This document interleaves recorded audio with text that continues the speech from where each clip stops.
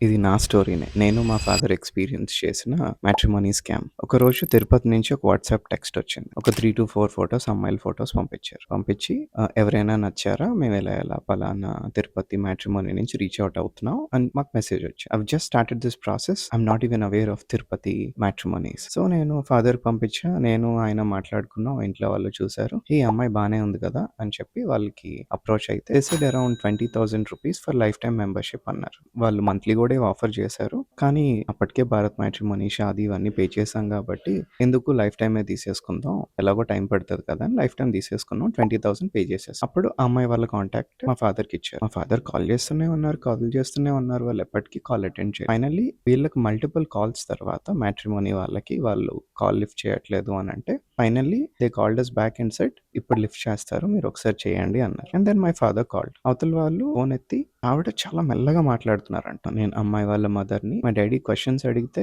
ఆ! ఊ అని అంటున్నారు. అంతే అంట. ఇంకేమి రివర్స్‌లో అడగలేదంట. తర్వాత మా ఫాదర్ ఏమో సరే అండి మళ్ళీ మాట్లాడతా అని పెట్టేశారు. 1 డే తర్వాత ఐ రిసీవ్డ్ టెక్స్ట్. జాతకాలు సెట్ అవ్వలేదు. సారీ అండి అని చెప్పి. Scam. Scam. Beginners mistake due to the lack of awareness. As we just started we didn't realise it's scam. మేమేమనుకున్నాం జెన్యూన్‌గా సరేలే మాకు తెలుసు జాతకాలు సెట్ అయ్యాయని.